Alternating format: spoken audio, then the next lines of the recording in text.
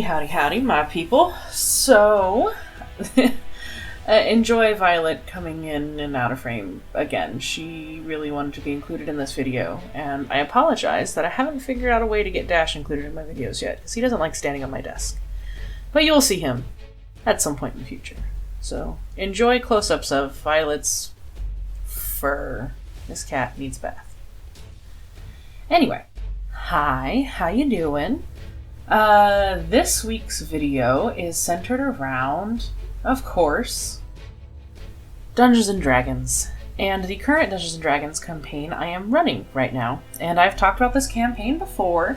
It's between me and 4 other female co-workers, or colleagues, at least of mine.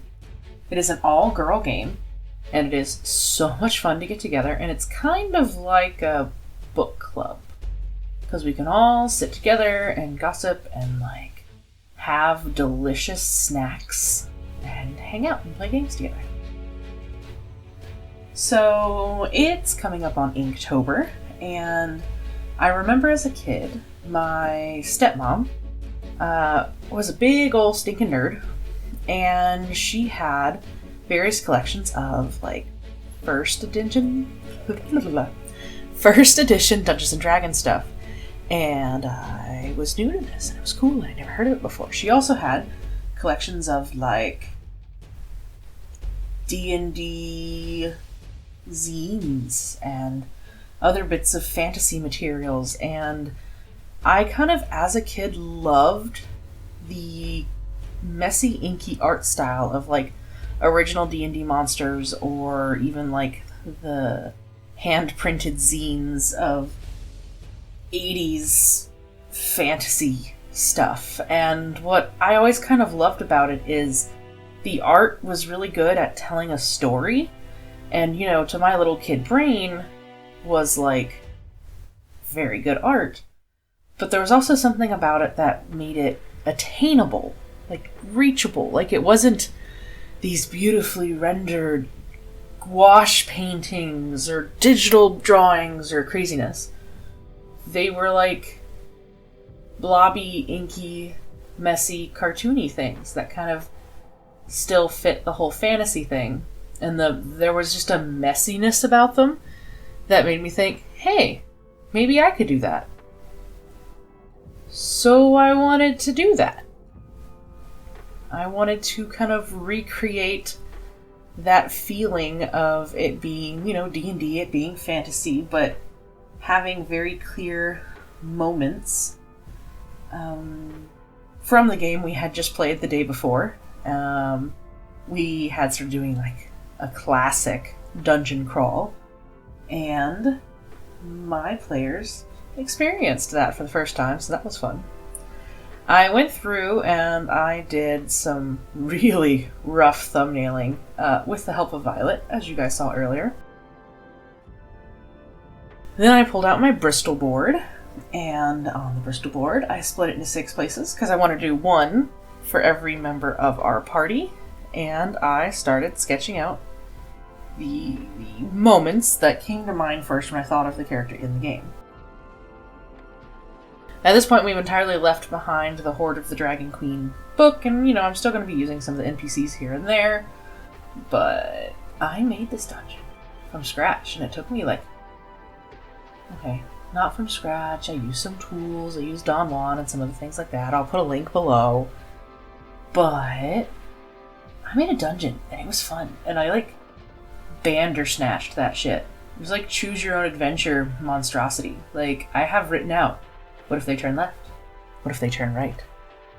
What if they look at this statue really close? It's all figured out. And we're a good ways through it. I don't want to say too much, because my party's totally going to watch this video.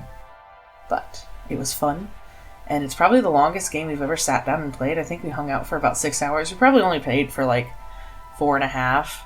But for us, that's crazy long, because we're adults with day jobs. We don't plan on spending our entire Saturday night rolling dice, but we did, and it was amazing. So, one of the first moments that I illustrated, and These are by no means in order of how they happened in the story.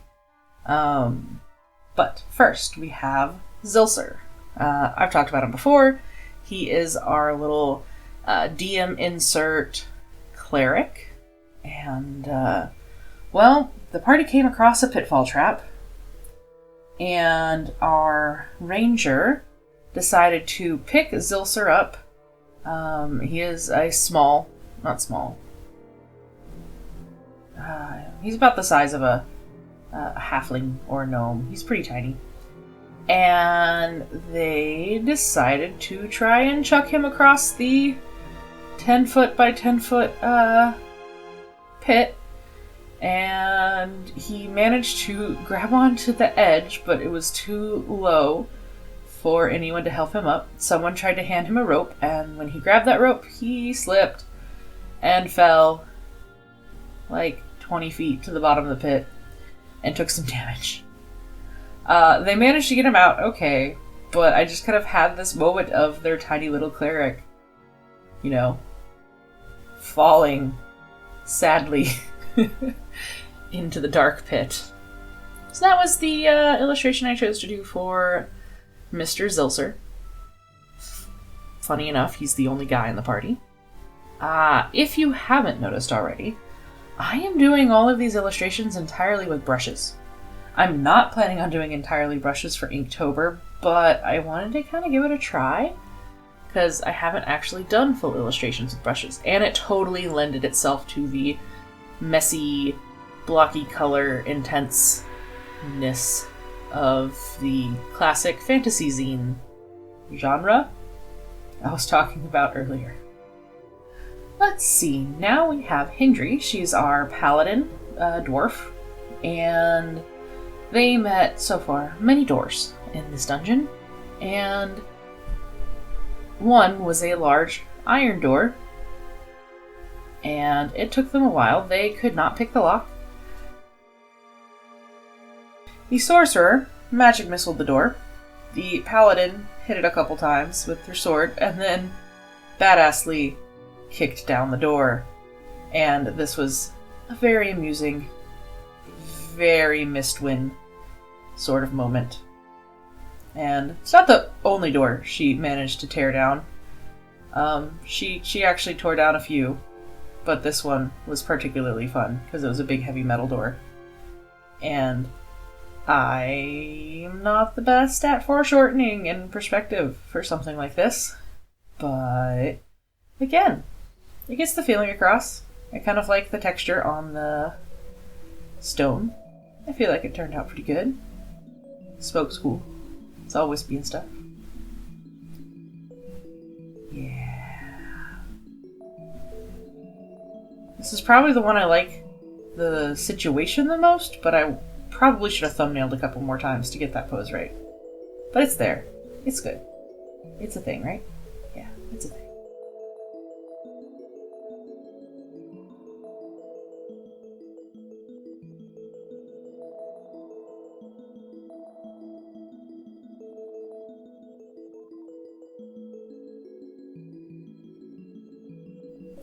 Now, this is probably one of my favorite ones. So, this is Tertiary, our Elven Sorceress, High Elf.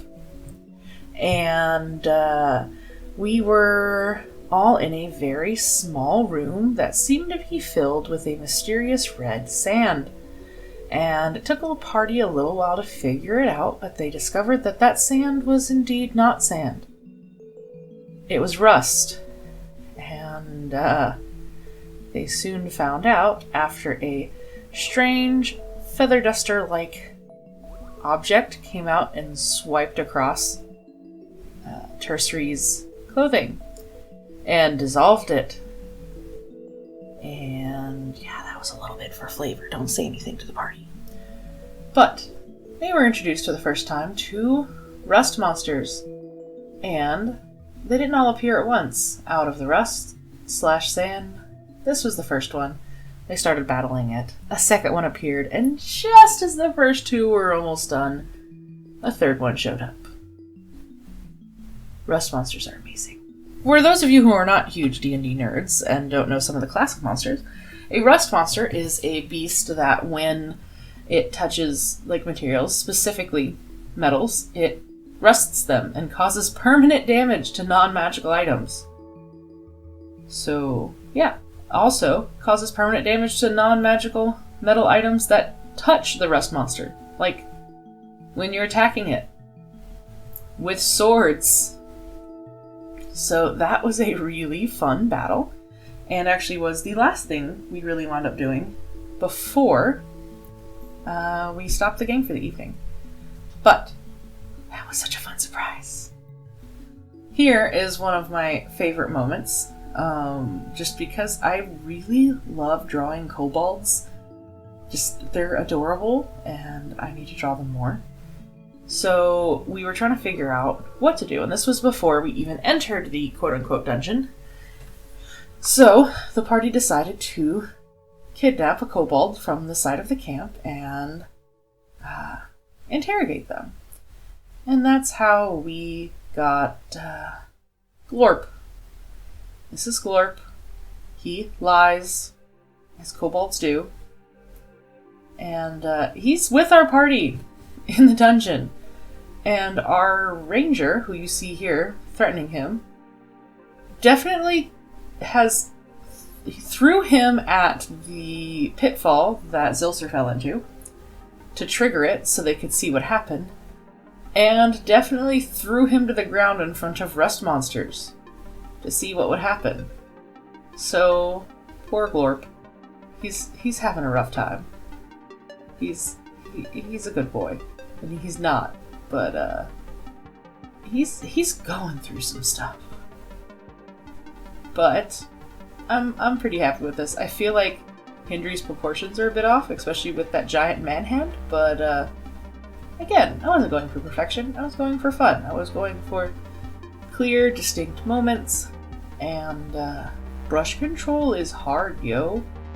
Like, I'm surprised these look so nice, seeing as I didn't touch a single pen to this paper at all. That was hard. Man, it's satisfying to watch a brush with ink, though. Like, I'm rewatching this for the voiceover, and that's just like, chill. Swoosh, swoosh, swoosh, swoosh, swoosh, swoosh. I love it. So yeah, that's Hindry threatening a poor little kobold to get some information. Yeah, our characters are really starting to become their own identities. So that's fun. Here was a interesting little moment. So there was a puzzle, I guess you could say, that involved a glass orb that was lodged kind of in a statue. And it was going to be the key to a room. And this is not spoilers because the party found out later. But one of our players tried to remove it. I think it was Tertiary. And ended up cracking the small glass orb. And then when our rogue decided to give it a chance, it actually wound up shattering over her hands and releasing a black ichor that actually poisoned her for a brief amount of time. So that was gross. And last but not least, we have our monk here, Bernadai. And Bernadai managed to do a two-handed bow staff attack, critical, like, natural 20 to a rust monster that had 2 HP left. So she exploded it. That thing done get exploded it. I kind of enjoy this one. I know you can't see Bernadai's like face or anything, but the movement on this is kind of fun, and I kind of like the rust monsters. Like I said, really old school, cartoonish, doodle looking face. It's fun. I like it. Anyway, I hope you enjoyed this. I hope you found this interesting. Or if not, you at least liked the art. I'm not sure if people like D&D content, but I'm going to keep making it because it's fun. Until next time, which will probably be Inktober stuff. Ooh. Thank you for your patience, and especially thank you to my patrons, Mom, Dad, Jamie, Hans, Kaze, and Cindy. And I will see everyone next week. Bye!